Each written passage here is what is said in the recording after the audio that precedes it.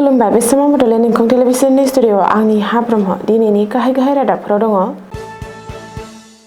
गेलेनायनि जोहै लाइमोन सेंग्रा सिख्लाफ्रा गाज्रि हुदाखौ गारनो हायो। डक्टर सुशान्त नार्जारि।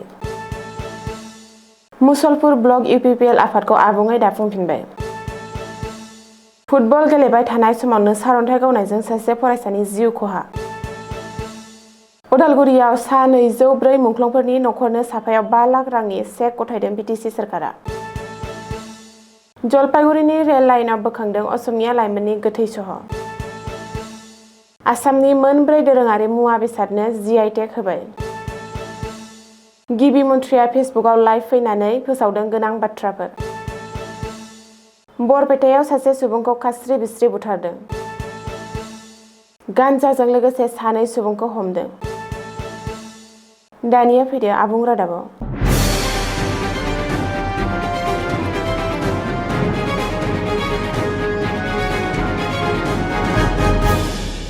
गसाइगाव महकुमानि सिङाव थानाय कसुगाव R&D गेलेग्रा फोथाराव कसुगाव आन्चलिक स्पर्टस एस'सिएशननि बानजायनायाव GDSA नि सिङाव थानाय कसुगाव जन B डिभिजननि सिङाव मोन 36 हानजाफोरा बाहागो लादों।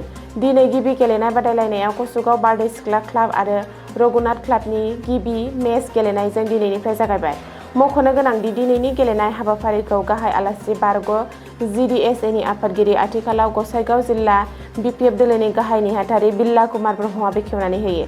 लोगोसे हाबाफारियाव कासानि नेहाथारि डक्टर सुशान्त नार्जारिया बाहागो लानानै खौरांगिरिनि सिगाङाव गेलेनायनि गेजेरजों जाफुंनाय लाइमोन सेंग्रा सिख्लाफ्रा समाजनि गाज्रि हुदाफोरखौ फोजोबनो हायो, जौ जुवा ड्राग्स सोबनाय बायदिफोरखौ फोजोबनानै लानो हायो आरो गेलेनायनि गेजेरजों गावखौनो जाफुंसार खालामनो हायो आरो गावखौनो दानानै लानो हायो होननानै फोरमायदों। बाक्सा जिल्लानि मुसलपुराव मुसलपुर ब्लक इउपिपिएल आफादखौ आबुङै दाफुंफिनबाय।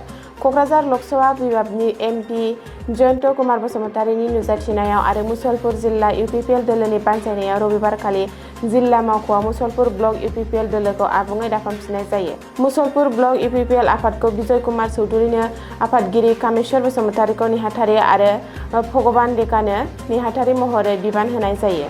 मख'जाथावदि मुसलपुर ब्लक इउपिपिएल दोलोनि बिबानगिरिफोरा बावैसो दिननि सिगां खौसेयै दोलो नागारदोंमोन। लोगोसे प्रमद बर'आ बिटिसिनि गाहाय मावफुं सोद्रोमा बिबान लानानै बिटिसिखौ सालायनाय समाव 24 नं मुसलपुर BFनिफ्राय MCLA देरहालांनानै मावफुं सोद्रोमा महरै बिबान मोननाय एबा आथिखाल MCLA राकेश ब्रह्मआबो इउपिपिएल दोलोखौ नागारदोंमोन। जायनि थाखाय मुसलपुर ब्लक इउपिपिएल आफादा बायनानै दंमोन। मैया रबिबारखालि फिन आबुङै मुसलपुर ब्लक इउपिपिएल आफादखौ दाफुंनाय जायो।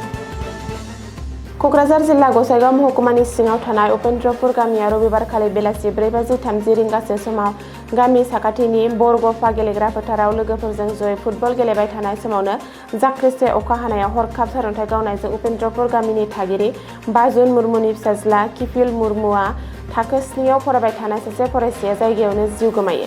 जाथायखौ खौरां मोननाय लोगो लोगो साबकाटा पुलिसआ खौरां लाहैयो आरो गोथै देहाखौ पस्टमर्टेमनि थाखाय दैथायहरबाय होननानै फोरमायदों नखरनि सोद्रोमाया। दिनै उदालगुरि जिल्लानि बिष्णुराभा कृष्टि संघनि नब्लाङाव 204 सा मुंख्लं फोलेरनि नखरनो बिटिसि खुंथायनिफ्राय साफायाव 5 लाख रां अनसुंथाइनि चेक रानना होयो। मिरु सोरखारनिफ्राय रां मोननायजों दिनै 204 सा मुंख्लंफोरनि नखरनो अनसुंथाइखौ राननाय जायो। आद्रा थानाय मुंख्लं फोलेरनो फारि फारि होलांबाय थानाय जागोन होनना फोरमायो। फैगौ 4 बोसोराव बे अनसुंथाइनि आसनिखौ फोजोबगोन होनना फोरमायो। दिनैनि बे हाबाफारियाव बिटिसिनि लेङा गाहाय एबा MCLA रिहन दैमारि, बिटिसिनि बुंथिगिरि त्रिदिप दैमारि, मावफुं सोद्रोमा प्रेस मुसाहारि, बिटिसिनि खुंथायारि बोसोनगिरि आजिरा मोननाय IAS officer Robinson Mushahary, Udalguri जिल्लानि जिल्ला बेंगिरि SSP आरो गोबाङानो बाहागो लायो। गुबुन रायजोआव आरोबाव सासे असमिया लाइमोननि गोथै सह बोखांदों। सोनाब बेंगलनि निउ जलपाइगुरियाव रेल लाइनआव बोखांदों आसामनि सासे लाइमोननि गोथै सह। बबेखानि निउ जलपाइगुरिनि रेल लाइनआव बोखांनो हानाय सहआ साबि पानिका होननानै सिनायथिदों। साबि पानिकाया नगाव जिल्लानि काटियाटलि गरुबान्धानि थागिरि। रिपर्ट बायदिब्ला साबि पानिकाया गुबुन रायजोआव खामानि नागिरनानै सनिबारखालि न'निफ्राय ओंखारलांदोंमोन आरो रेलगारिजों थांगासिनोमोन। नाथाय निउ जलपाइगुरिनि रेल लाइनआव सोमोनांथावै बोखांनो हायो साबिनि गोथै सहखौ। बबेखानि आसामनि लाइमोननि जिउ गोमानायनि जाहोनखौ दासिमबो मिथिनो हानाय जायाखै। बेखौ बिथा खालामनानै नखरनि सुबुंफोरा सोंथि सोंदों। असमिया लाइमोननि गोथै सहखौ रेलवे पुलिसआ बोखांनानै पस्टमर्टेम आनजाद खालामनो लांदों आरो न'आव दैथायहरनायनि लाहार फाहार खालामदों होननानैबो सुलुङाव फोरमायदों। आसामनि आरोबाव मोनब्रै मुवा बेसाद एबा दिहुनथाया GI टेग मोननो हाबाय। आसामनि थागिबि ट्राइबेल हारिनि दोरोङारि जि आरो औवाजों हेबनाय आइजें आइलाफोरा मोननो हाबाय GI टेग। सुलुङाव फोरमायथिनाय बायदिब्ला कार्बि आंलंनि एबा कार्बिफोरनि आखाइजों दानाय दोरोङारि सि, आसामनि बिहु फेम्फा, औवाजों हेबनाय आइजें आइला आरो देउरिफोरनि आखाइजों दानाय दोरोङारि सिफोरनि GI टेग होनाय जाबाय। नाबार्डनि मददआव बे गनायथिखौ मोनदों आसामा। मख'नो गोनांदि GI टेग मोननायनि उनाव बैफोर मुवा बेसादा एबा दिहुनथाया हादरनाङारि बाजाराव एबा इन्टारनेशनेल मार्केटआव बेसेन बांसिगोन, लोगोसे ओनसोलारि दिहुनगिरिफोरनि थाखाय गेदेर गसंथानाय जागोन। दोरोङारि मुवा बेसादफोरखौ संरैखा खालामनायनि थाखाय बे बिथांखिखौ लादों। बबेखानि आरोबाव मोनब्रै आसामनि दोरोङारि मुवा बेसाद आरो दिहुनथाया GI टेग मोननो हानायनि बागै गिबि मन्थ्रि डक्टर हिमन्त बिश्व शर्मायाबो ससियेल मिडियायाव लिरदों।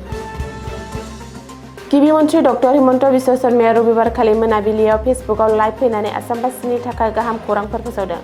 सोरखारि बिथांखिनिफ्राय लानानै साख्रि थिसनथायसिम गेदेर खौरां फोसावदों गिबि मन्थ्रिया।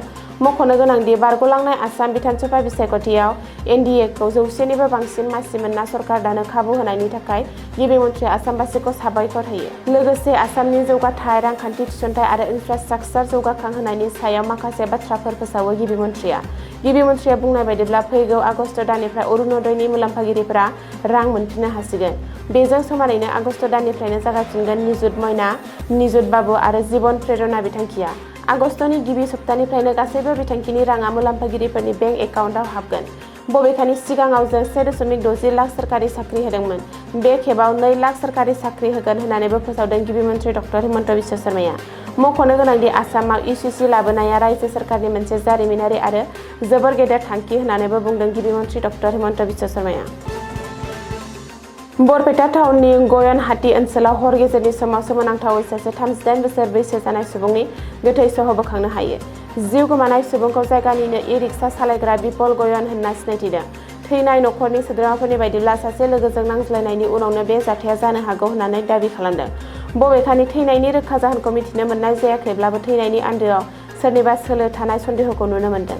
खौरां मोननायनि दान्दिसे उनाव पुलिसआ जाथायसालियाव नुजाथि हैना जाथायनि बागै नायबिजिरो। बे समाव जाथायनि बागै सोंथि खालामनो थाखाय फार्गिस उर्फे दिप मुङै मिथिजानाय सासे सुबुंखौ पुलिसआ कास्टडियाव लानानै थाङो। बेनि अनगायैबो फरेनसिक हान्जाया जाथायसालियाव थैनायनि गुबै जाहोनखौ मिथिनो नायबिजिरनाय खामानिखौ जागायो। दरं जिल्लायाव रबिबारखालि जायगानि गोख्रों थागिरिफोरा 20 किल'ग्राम गान्जाजों लोगोसे सानै फालांगिरिखौ हमना पुलिसनो गथायो। मिथिनो हानाय बायदिब्ला फेग्रा मुवा जगायथाय होनायनि असिलायै ओनसोलाव फैनायनि उनाव गान्जा फाननो नाजानाय समाव बेसिमारि गामिनि थागिरिफ्रा बिसोर सानै फालांगिरिखौ हमनो हादोंमोन।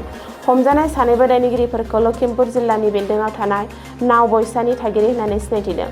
हमनायनि उनाव थागिरिफोरा आयेनारि बिजिरनो सानैबो दायनिगिरिखौ दलगाव पुलिसनो गथायना हरो। बे समाव पुलिसआ जाथायनि बागै नायबिजिरो आरो बिसोरनि गिदिर नेटवर्कखौ संदानना फोजोबस्रांनो नायबिजिरनाय खामानिखौ जागायो। दिनैनि रादाबा एसेनोसै, गोजोन्थों।